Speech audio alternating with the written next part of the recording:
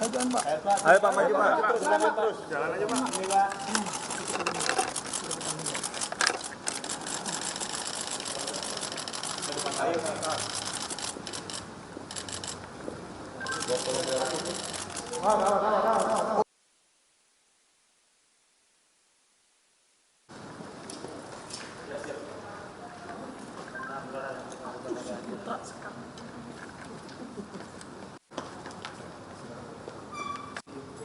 Ya, registrasi.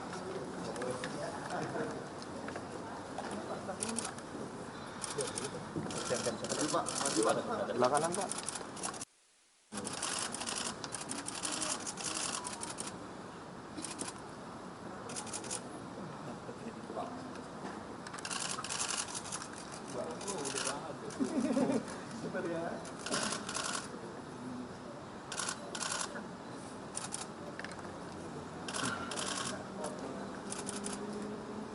Bapak, yang sini Pak.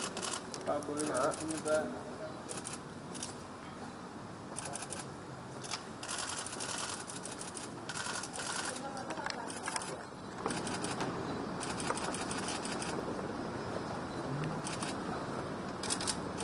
Pak, ada berkas atau apa yang dibawa? Ada.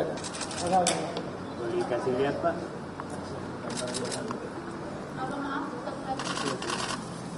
Bapak.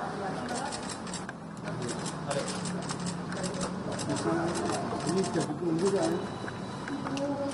Iya. Mbak.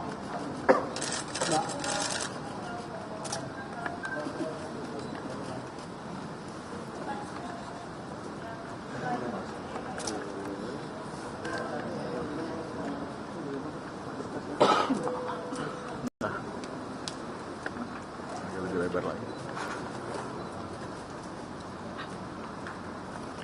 Gak bisa Wak. Gak bisa. Udah aman ya. Udah kok udah banyak. Mau ngelebarin gak bisa ngelebarin.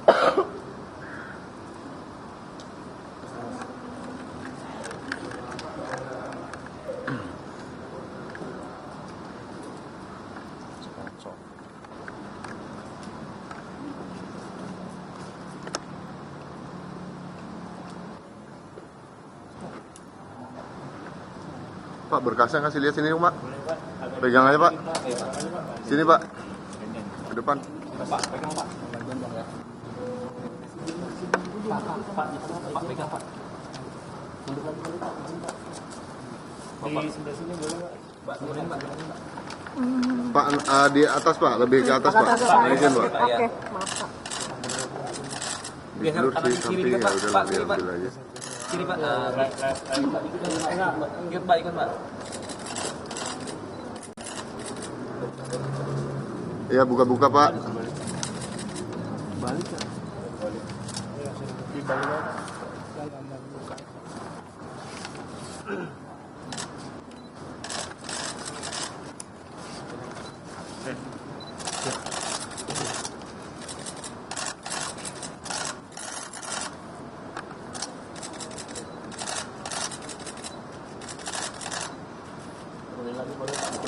Ini pasti rumah sakit ya Pak ya, berarti Pak. Ya, ini di kamar mayat.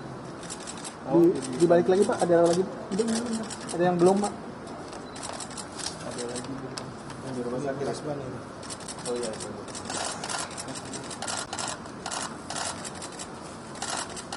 Sini Pak.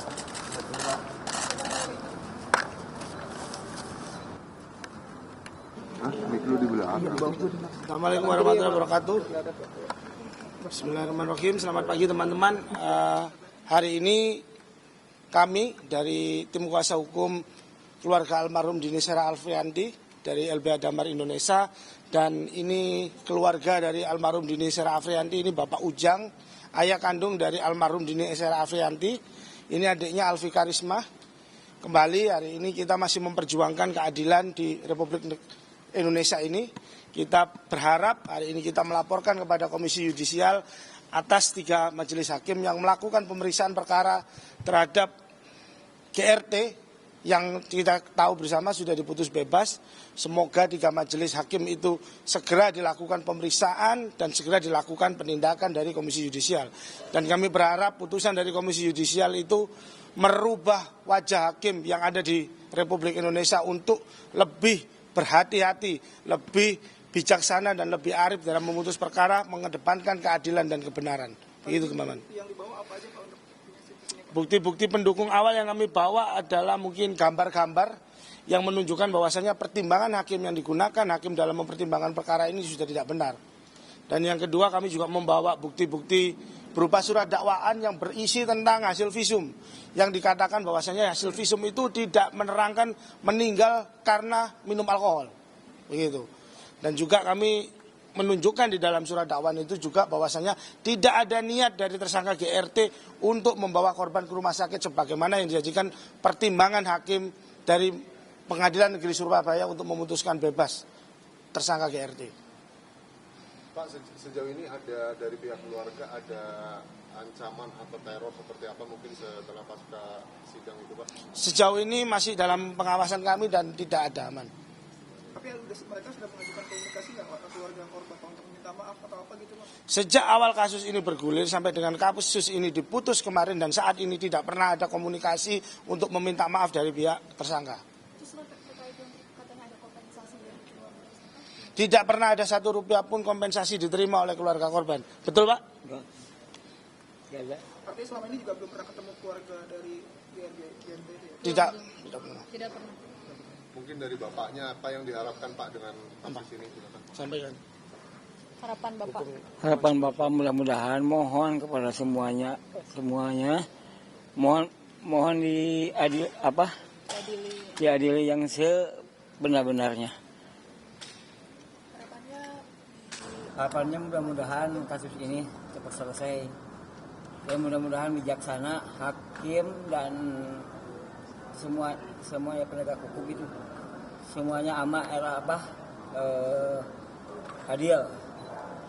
Pak, atas putusan hakim kemarin yang membebaskan terdakwa ini Bapak perasaannya kecewa lah, walaupun Bapak orang bodoh apalagi orang pintarnya. Bapak juga orang bodoh tidak masuk akal gitu. Dengan keputusan 12 tahun datang tiba-tiba ada informasi dari Pak Dimas lagi pengajian 100 harinya almarhum, ibunya almarhum itu ada informasi katanya divonis bebas. Gimana perasaan Bapak? Kecewa lah gitu. Jangankan untuk ngasih biaya atau gimana ya santunan atau minta maaf, ini lagi-lagi diputus bebas. Gimana perasaan Bapak lah? Orang kecil lagi ya, seorang petani disakiti begitu, anaknya korban, orang tuanya juga. Tapi selama mereka memiliki komunikasi berhubungan, itu apakah udah pernah ketemu Pak dengan keluarga dan dengan terdakwa juga? Belum pernah. Jangankan sama di TV juga atau gimana, belum pernah ada itu. Gimana caranya minta maaf atau gimana gitu, belum pernah. Permintaan maaf kan sama sekali? Enggak pernah. Belum pernah. Kita dituduh. Sorry Pak. Ya, Pak. Pak Ujang. Sorry. Makasih Pak Ujang.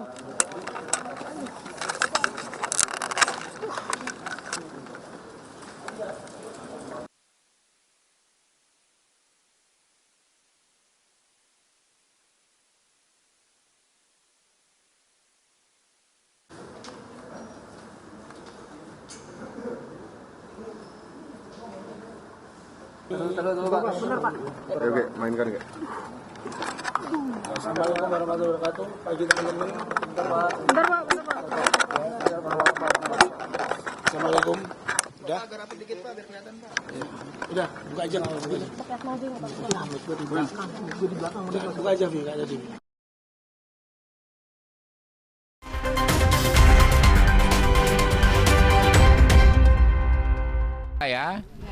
Ya, hari ini kami akan mendengar ya aduan dari pihak keluarga almarhumah Dini ya yang menjadi korban pembunuhan dalam perkara di Jawa Timur di mana terdakwanya bernama Ronald Tanur ya. Ya, kami melihat ini sangat-sangat janggal karena kami amat sangat prihatin dengan putusan seperti ini. Kalau dari rekaman video yang kami lihat juga ya, kami lihat di di media sosial ya dan di televisi juga, sebenarnya nggak masuk akal yang bersangkutan divonis bebas ya. Saya ya kebetulan saya adalah mantan advokat, saya paham sekali bahwa semestinya menurut saya hakim bisa menerapkan prinsip ya, setidaknya ini prinsip kesengajaan dengan sadar kemungkinan atau dolus eventualis. Jadi kalau kita misalnya tidak berniat membunuh orang, tetapi kita sadar apa yang kita lakukan kemungkinan besar bisa mengakibatkan orang meninggal dunia, ya itu masuk dalam gradasi kesengajaan dengan sadar kemungkinan ya. Nah, lalu juga ya kami sebetulnya melihat seharusnya majelis hakim itu bisa menerapkan prinsip ya pembuktian circumstantial evidence ya, artinya bukti yang indirect, yang tidak langsung, karena dari rangkaian peristiwa misalnya dimasukkan ke bagasi dan lain sebagainya ya, artinya memang secara garis besar ya ini mengarah kepada si terdakwa. Nah, kenapa kok bisa dibebaskan dalam perkara seperti ini? Nah, kami pengen pastikan di tingkat kasasi jaksa ya akan menyiapkan memori kasasi yang kuat ya. Karena itu kami juga jaksa kan mitra kami ya. Hari ini ya Pak Adang ya polisi juga. Hari ini kami mengundang ya, alhamdulillah semua fraksi setuju ya Pak Adang ya. Termasuk Pak Adang fraksi PKS setuju. Hari ini hadir dari terdakwa, dari korban kami dengar. Lalu juga sebetulnya kami mengundang pakar hukum pidana Asep Irawan ya. Kang Asep ya. Asep apa namanya belakangnya itu ya? Asep Irawan ya kan? Asep Irawan. Ya, Kang Asep ya untuk memberikan pendapatnya terkait perkara ini. Nah, secara umum ya, Komisi 3 ke depan nih alhamdulillah ya. Pak Adang ini lanjut periode keempat ya Pak Adang ya. Saya lanjut ke periode kedua, kami akan terus ya semakin membudayakan yang namanya RDPU mendengar masyarakat mengadukan mengadukan masalah ya. Walaupun reses yang kan dari 54 nggak semuanya di daerah ya. Jadi kami mungkin tiap minggu akan merepotkan kawan-kawan mengundang apabila ada masyarakat yang mengadu, dan kami juga kepada masyarakat ya memberitahukan kami siap menampung aduan masyarakat terkait masalah-masalah hukum terkini ya. Kami akan meresponnya dengan memaksimalkan wewenang kami di bidang pengawasan kepada mitra-mitra kami di bidang hukum. Mungkin Pak Adang tambah dikit soal kasus itu. Saya tambah sedikit saja ya, menarik bahwa kita tahu dalam undang-undang yang terbaru bahwa masalah CCTV, rekaman dan sebagainya itu menjadi bagian daripada alat bukti. Tidak harus ada orang yang melihat, karena akan berproses, dan itu juga bagian dari pertimbangan pasti dari kepolisian, jaksa dan selanjutnya. Jadi untuk saya setuju dengan Pak Habibur Rahman, kita Komisi 3 terus mendengarkan, lebih-lebih saya dan Pak Habibur Rahman reses mendengarkan aspirasi daripada masyarakat daerah pemilihan. Banyak sekali, selain masalah-masalah ini, kita berat sekali dalam konteks kasus narkotik, kasus judi online, kasus lain-lain gitu ya. Jadi sekali lagi kita harapkan media dapat bekerja sama untuk kita memberikan penegakan hukum dan tugas-tugas Komisi 3 untuk menjadi lebih baik di masa yang akan datang. Oke ya, Mas ya kan nggak tahu deh. Belum tahu. Harapannya seperti apa nih? Diungkap ke? Diungkap saja. Iya. Ya ngapain pakai inisial-inisial? Ya siapa namanya itu? Si Beni gitu kan? Dan bagus Ya, Barreskrim udah manggil ya, kan? sebutkan saja, terutama ke penegak hukum. Kalau kata pakai kata dugaan, kan tentu dia bisa tetap sebut gitu kan ya. Kalau saya jadi dia, saya sebutkan saja siapa namanya gitu loh. Lalu diusut tuntas. Jadi inisial nama T seluruh Indonesia mungkin puluhan juta orang nama T gitu kan ya. Ya, lalu bukti-buktinya ada apa gitu loh. Kecuali memang Pak Beni sendiri nggak yakin karena nggak punya bukti gitu kan, asal ngomong aja orang ini. Siapa tahu ya kan. Tapi kalau Pak Beni punya bukti ya, punya bukti yang kuat, saksi yang ada ya, sampaikan saja, kita lindungi nih si Pak Beni ini kalau memang mau mengungkap ya. Ya. Dan juga tambahan mungkin dari saya ya, kita memberikan apresiasi kepada Kabar Reskrim dalam arti kepolisian lah ya, yang segera memanggil dan untuk meluruskan. Ya sekali lagi kan kasus juga atau hal yang berhubungan Tempo juga terus terang juga kita ingin klarifikasi. Jadi Polri juga ingin siapa si T itu. Masa gini hari kita nggak bisa nangkep kalau memang betul siapa si T itu ya. Iya. Itu aja. Oke guys. Itu nanti lah Pak, itu bisa lain-lain nanti ya. Oke.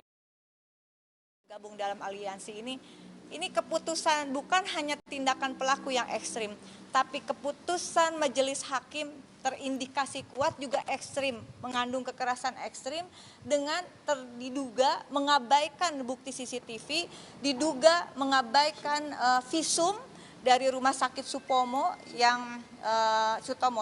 Sutomo Surabaya yang jelas-jelas dari hasil visumnya mengatakan bahwa ada luka majemuk lah kurang lebih ya di tubuh korban. Jadi tentu saja asas praduga tidak bersalah itu menjadi penting baik bagi KY maupun kita semua. Namun penegakan hukum ini yang terutama adalah memenuhi rasa keadilan, terutama rasa keadilan korban begitu. Di sini ada Pak Ujang, di sini ada adiknya. Pak Ujang mungkin ingin menyampaikan sesuatu. Tidak. Pak Ujang? Ya udah aja. Harapannya Pak? Harapan bahwa biar yang namanya hukum ditegakkan lah dengan seadil-adilnya. Nggak masuk di akal buat Bapak nih. Orang bodoh Bapak juga ya. Apalagi orang-orang pintar ya. Walaupun orang bodoh juga nggak masuk di akal tuh. 12 tahun bebas, sekarang vonis bebas. Ada apa-apaan tuh hakim begitu. Pak Ujang pernah diancam nggak Pak Ujang sama keluarga? Ada yang deketin? Enggak ada. Ada yang Enggak deketin? ada. Obrolan sebelumnya nggak? Enggak ada. Atau bocoran ini bakal bebas? Enggak sih, untuk sampai saat ini enggak ada. Ada yang minta mediasi nggak? Damai enggak pernah. Minta damai ada? Ada ya.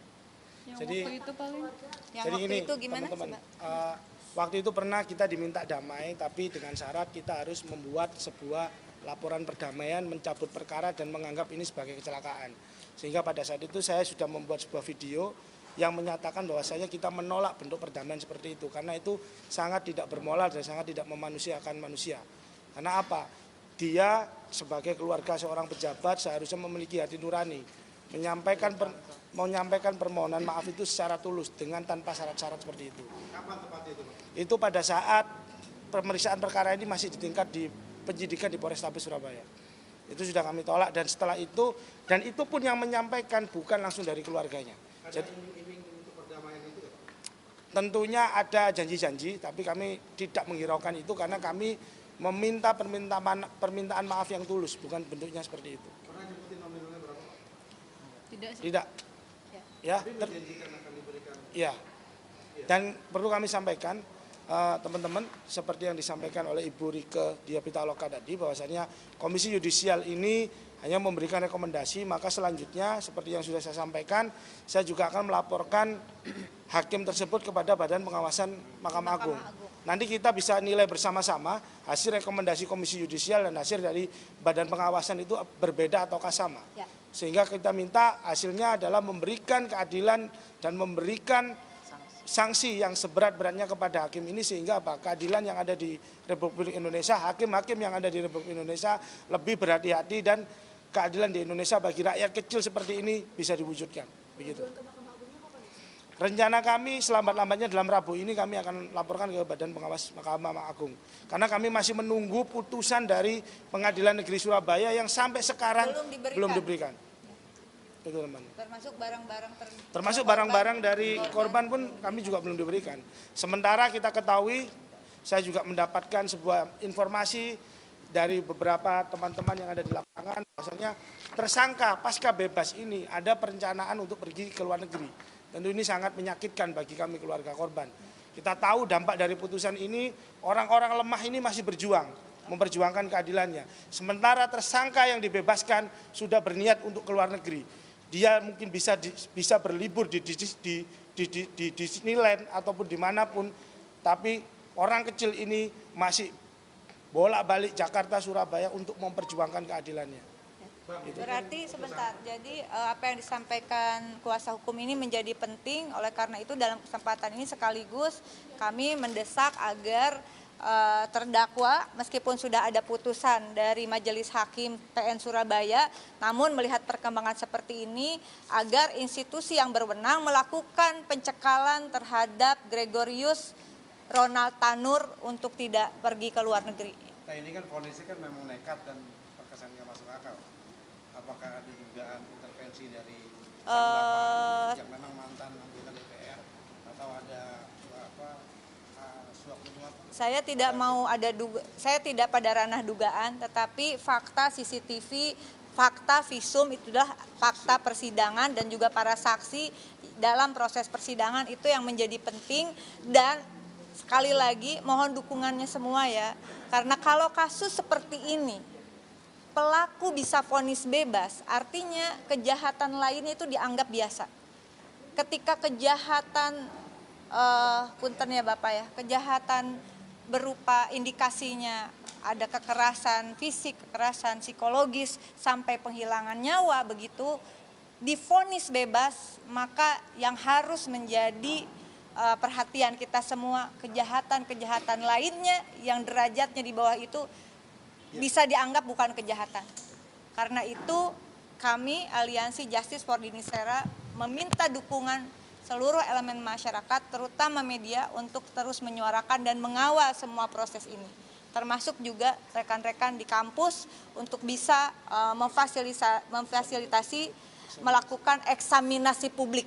Kita buka ruang eksaminasi di kampus-kampus, di Fakultas Hukum yang berkenan silahkan untuk menghubungi kami. Terima kasih ya. Cukup. Ini mau ke Komisi 3 sekarang. Iya, kami mau ke DPR. Ya, diterima Komisi 3. Ada RJPU di Komisi 3. Langsung diterima Komisi 3.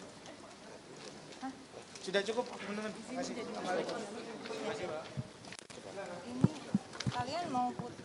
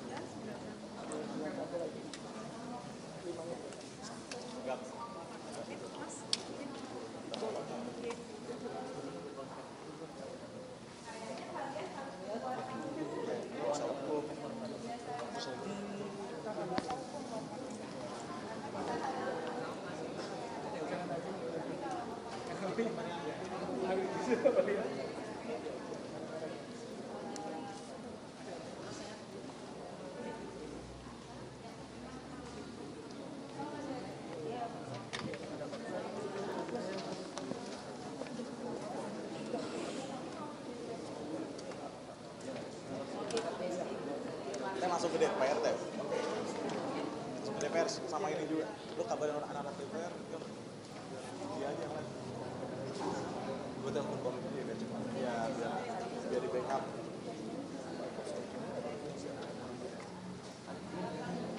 Kita bang.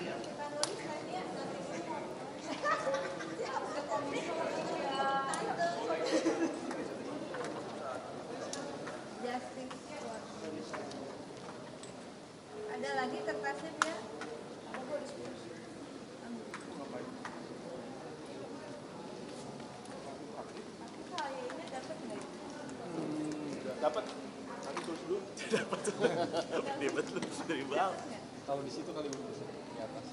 Biasanya di atas. Kaca itu kan. Di kaca aja. Numpang, kagak jebol kali katanya. Ya, matiin aja.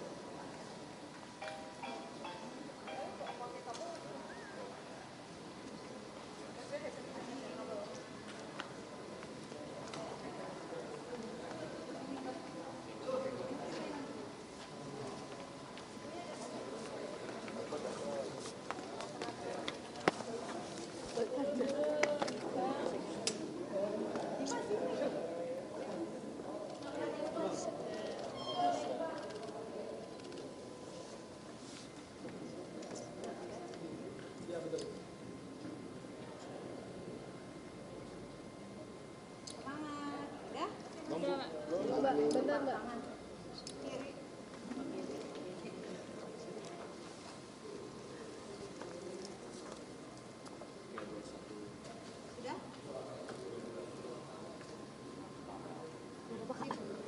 Sorry ya, ya nggak apa-apa.